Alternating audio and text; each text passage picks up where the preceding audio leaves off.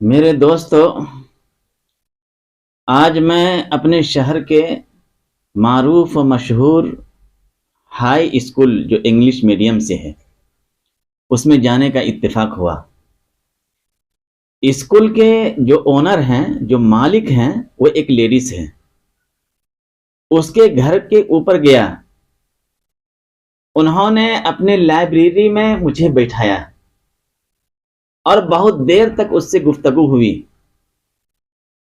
حالانکہ وہ غیر مسلم ہے اور میں چاروں طرف سے دیکھ رہا ہوں لائبریری کو۔ اس میں قرآن شریف بھی ہے، قرآن شریف کی تفسیر بھی ہے، حضرت مولانا عبدالکریم پاریک رحمۃ اللہ علیہ کی جو تفسیر ہے ہندی میں وہ بھی ہے، یعنی بہت ساری اسلامی کتابیں اس لائبریری کے اندر ہے۔ میں دیکھ کر کے پوچھا ان سے، اور وہ کہہ رہی ہے کہ سب سے پہلے تو حضرت آپ یہ جان لیں کہ میں دنیا کے کسی بھی مذاہب کو نہیں مانتی ہوں۔ دنیا کے اندر جتنے بھی مذاہب ہیں، تقریباً 4000 سے زیادہ مذاہب ہیں اس روئے زمین کے اوپر۔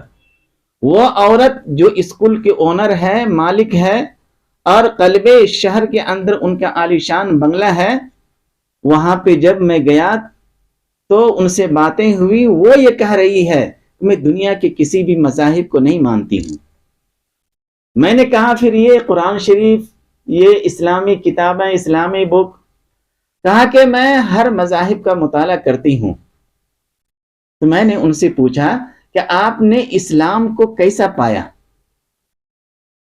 وہ عورت کہہ رہی ہے کہ دنیا کے اندر جتنے بھی مذاہب ہیں ان تمام مذاہب میں سب سے اچھا، سب سے بہتر اگر کوئی مذہب ہے تو وہ اسلام ہے۔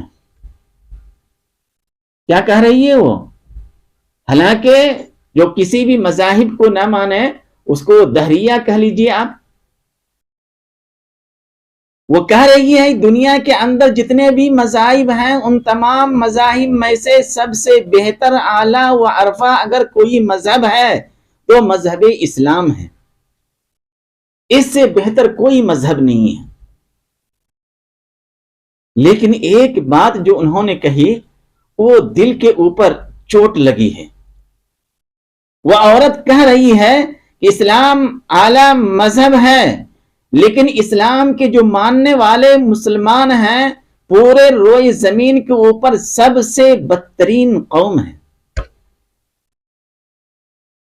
میرے سامنے کہہ رہی ہے وہ، اسلام اچھا مذہب ہے، اس روئے زمین کے اوپر سب سے بہترین اگر کوئی انسان ہے تو وہ محمد صلی اللہ علیہ وسلم کی ذات ہے۔ وہ ایک عورت کہہ رہی ہے۔ میرے دوستو، اس کے باوجود وہ یہ کہہ رہی ہے کہ سب سے بدترین قوم وہ مسلمان ہے۔ آخر وجہ کیا ہے؟ کیوں کہہ رہی ہے وہ کہہ رہی ہے کہ ان کے ہاتھ میں دنیا کی سب سے بہترین کتاب قرآن شریف ہے، لیکن وہ پڑھتے نہیں۔ اللہ نے ان کے ہاتھوں میں جو قرآن دیا ہے وہ صرف قرآن شریف نہیں ہے بلکہ ایک ضابط حیات ہے، پوری اسلامی قانون اس کے اندر ہے، لیکن مسلمان اس کے اوپر چلتے نہیں، مسلمان اس کے اوپر عمل نہیں کرتے۔ وہ ہم کو کہہ رہی ہے۔ میرے دوستو، چوٹ لگتی ہے دل کے اوپر کہ اللہ نے قرآن کو نازل کیا، ہم اسے پڑھتے نہیں ہیں، اس کے اوپر ہماری زندگی نہیں ہے۔ وہ کہہ رہی ہے کہ اس ہندوستان کے اندر بہت سارے بادشاہ آئے مسلم، وہ لیڈیز کہہ رہی ہے،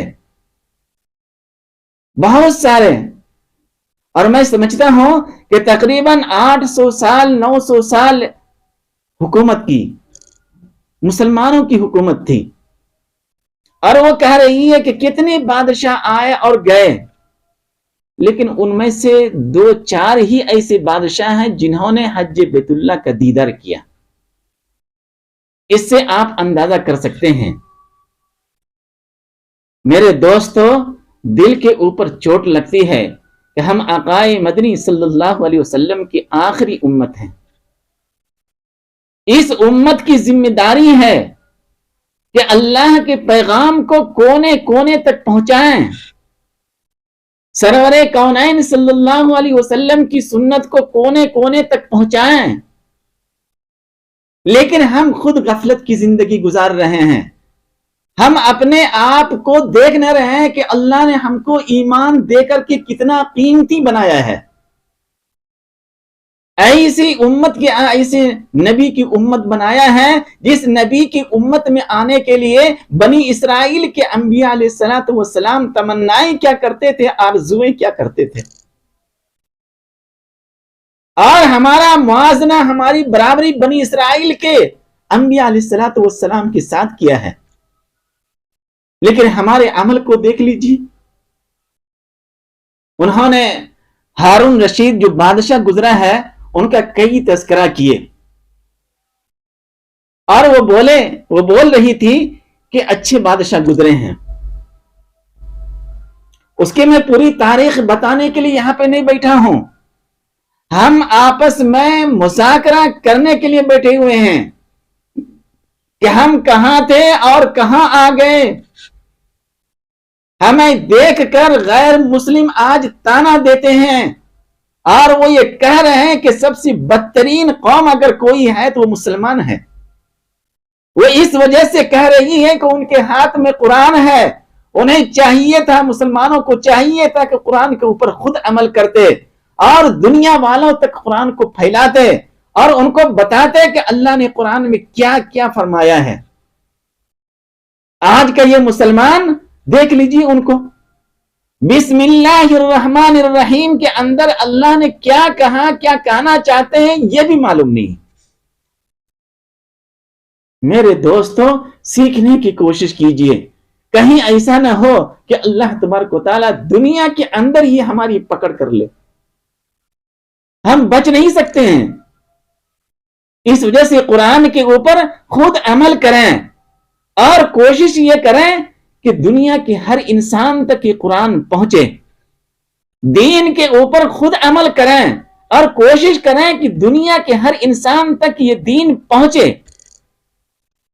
سرور کونین صلی اللہ علیہ وسلم کے ایک ایک پیغام اور ایک ایک سنت, ایک ایک اخلاق لوگوں تک پہنچانے کی کوشش کریں. وہ کب ہوگا جب ہمارے اندر آ جائے قرآن کی ایک ایک آیت, اس کے اوپر عمل ہونے لگے. سرور کونین صلی اللہ علیہ وسلم کی سنت ہماری زندگی میں آ جائے.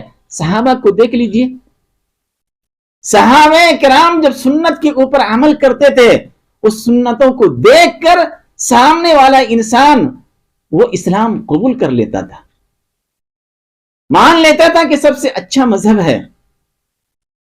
میرے دوستو, میں ان عورت کو جو اسکول کے اونر ہے, میں نے کہا کہ آپ کے لائبریری میں بہت ساری کتابیں ہیں, ایک کتاب کا اور اضافہ کر لیجئے. وہ ہے تاریخ جنات و انسان. ہر ایک زبان میں ہے. آپ بھی پڑھنے کی کوشش کریں کہ انسان کی تاریخ کب سے اور کیسے اور کیوں, جنات کی تاریخ کب سے ہے, پڑھنے کی کوشش کریں. اور اس کے اندر سمجھانے کی کوشش کیا گیا ہے کہ اسلام کیا ہے. سرور کونین صلی اللہ علیہ وسلم کون تھے؟ ہارون رشید کا جب تذکرہ آیا, ہارون رشید ایک اچھے بادشاہ گزرے ہیں. ان کے دربار میں بہت سارے لوگ تھے اور انہی کے دربار میں, انہی کی زبانے میں ایک تھا بہلول. واقعہ لکھا ہے کتابوں کے اندر, بہلول, دانا بہلول. لوگ اس کو دیوانے کہا کرتے تھے, لوگ اس سے مذاق اڑایا کرتے تھے. بہلول کو مذاق اس وجہ سے اڑاتے تھے لوگ کیونکہ انہوں نے دنیا سے اپنے آپ کو الگ رکھا. ان کو ضرورت نہیں تھی کہ ہمارے پاس کوٹھی بھی ہو, بنگلہ بھی ہو, سواری بھی ہو, ساری چیزیں, کچھ بھی نہیں. ایک گدڑی پہنے ہوئے ہیں اور بس آخرت کی تیاری, اللہ کی محبت اور سرکار دو عالم صلی اللہ علیہ وسلم کی محبت, اللہ کا ذکر, اسی کے اندر پڑے رہتے تھے. وہ کون؟ بہلول. لیکن بادشاہ کبھی کبھی ان سے مذاق کیا کرتے تھے، کیونکہ دیوانے قسم کے لوگ تھے. وہ صرف اللہ سے محبت، صرف اللہ اللہ اللہ، دوسری کوئی چیز نہیں.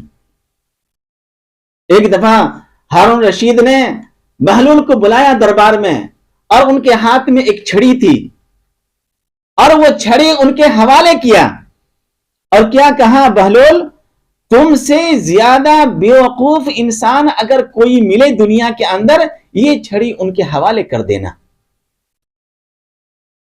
بہلول ایک بزرگ آدمی ہے، اللہ والے ہیں، انہوں نے اس چھڑی کو اپنے گھروں کے اندر جا کر کے محفوظ رکھا.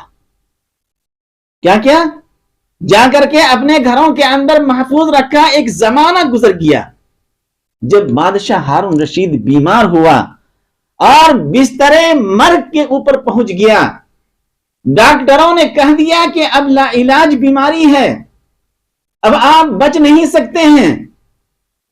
حکومت کے بہت سارے بڑے بڑے لوگ آنے لگے تیمارداری کے لیے، عادت کے لیے، ملنے کے لیے کہ بادشاہ کا آخری وقت گزر رہا ہے.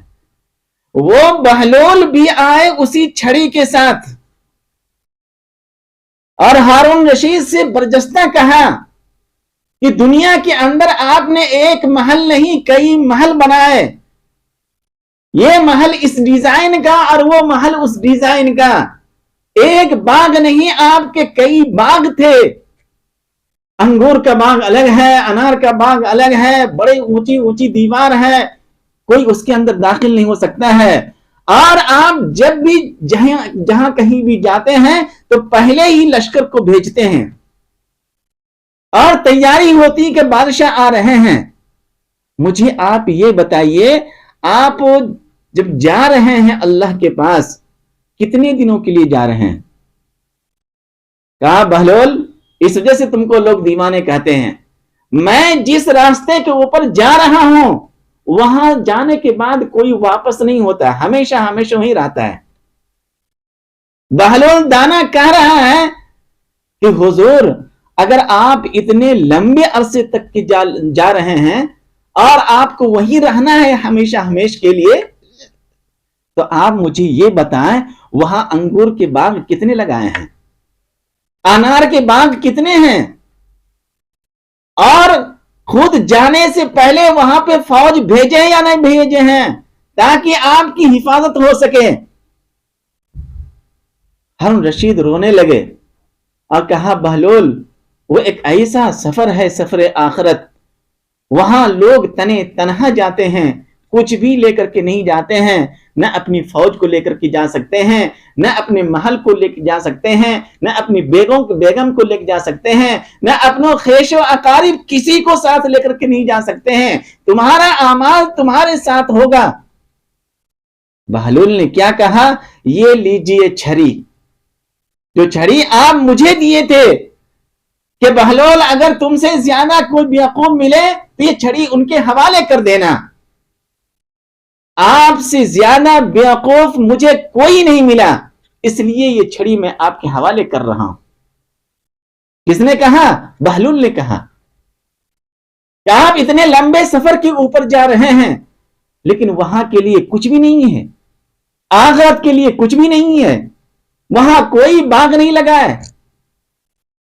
میرے دوستو، اسلام ایک سچا مذہب ہے، قرآن شریف اللہ تبارک و تعالیٰ کے آخری کتاب ہے اور جو مسلمانوں کے پاس ہے. مسلمانوں کو چاہیے وہ خود پڑھے اس کو، اور دنیا کے جو یہ مٹی کی چیزیں ہیں اس کے اوپر دل نہ لگائے. یہ تو چند دنوں کے لیے ہے، آج ہے کل نہیں، ہم آج ہیں کل نہیں، کس وقت ہمارا آخری وقت آ جائے معلوم نہیں. اس وجہ سے میرے دوستو، اللہ سے رشتہ جوڑیں، اللہ سے محبت کریں اور قرآن شریف کے مطابق اپنی زندگی کو لانے کی کوشش کریں، اور اس قرآن شریف کو پوری دنیا کے اندر پھیلانے کی کوشش کریں، چاہے جیسے بھی ہو.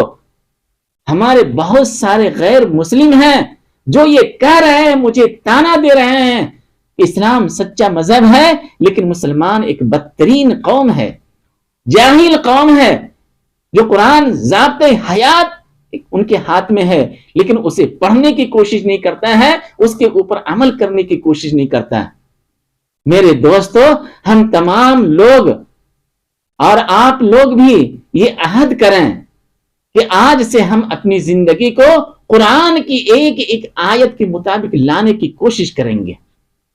جو کوشش کرے گا وہ کامیاب ہو جائے گا۔ من جد وجد، جو کوشش کرے گا وہ کامیاب ہو جائے گا۔